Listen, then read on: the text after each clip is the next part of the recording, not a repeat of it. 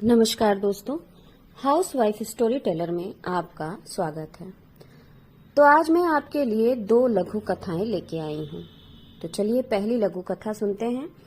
इस कथा का नाम है संत अव्वैयार।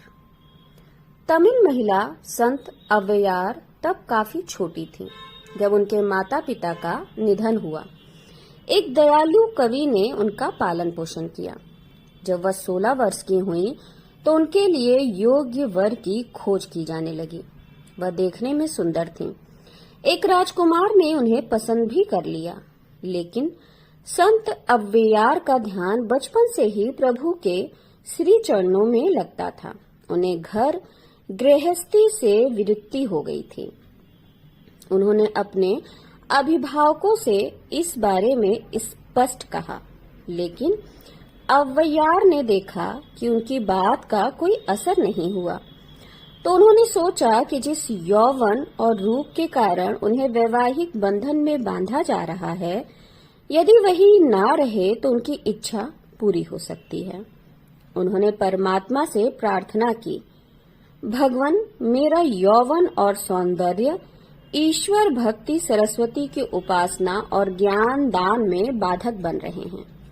इसलिए हे ईश्वर, मेरे इस सौंदर्य रूप को कुरूप कर दो ताकि मैं अविचलित भाव से उपासना कर सकूं। भगवान ने उनकी याचना सुन ली और एक रात्रि में ही अव्वैयार का सुंदर रूप चला गया।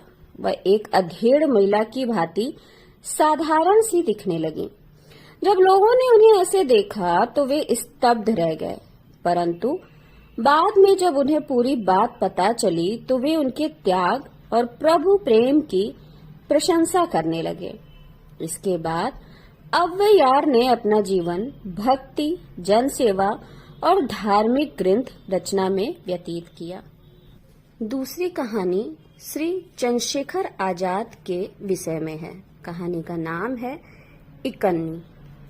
महान क्रांतिकारी चंद्रशेखर आजाद खराब आर्थिक परिस्थिति से जूझ रहे थे।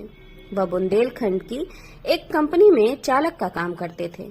पैसे कम मिलते थे, इसलिए कभी कभी उन्हें चने खाकर ही अपनी भूख शांत करनी पड़ती थी। एक दिन आजाद के पास केवल इकन्नी ही बची थी। उन्होंने दिन भर कुछ नहीं खाया। पूरा दिन खाली पेट मोटर गाड़ी चलाते रहे। शाम तक वह भूख से व्याकुल हो गए।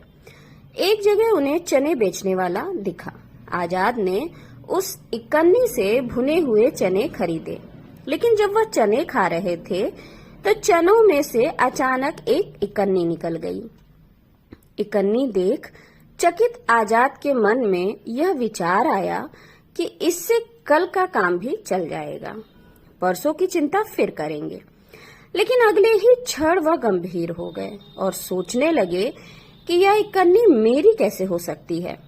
इसे तो मैंने परिश्रम से कमाया नहीं है। शायद चने बेचने वाले ने भूलवश इसे चने में डाल दिया। वह तुरंत चने वाले के पास गए और बोले, क्या भाई, तुमने इकन्नी के चने दिए और इकन्नी भी चने में डाल दी? ऐसा करोगे तो क्या कमाओगे? चने बेचने वाला जब तक कुछ समझ पाता, चंद्रशेखर आजाद उसे इकन्नी देकर वापस आ गए। चने बेचने वाला हैरान था और बार बार सड़क पर जाते हुए युवा आजाद को देखकर मन ही मन उनकी ईमानदारी की प्रशंसा कर रहा था। सदाचार की प्रतिमूर्ति क्रांतिवीर चंद्रशेखर आजाद आज भी देश के करोड़ों युवकों के प्रेरणा स्रोत हैं और हमेशा रहेंगे।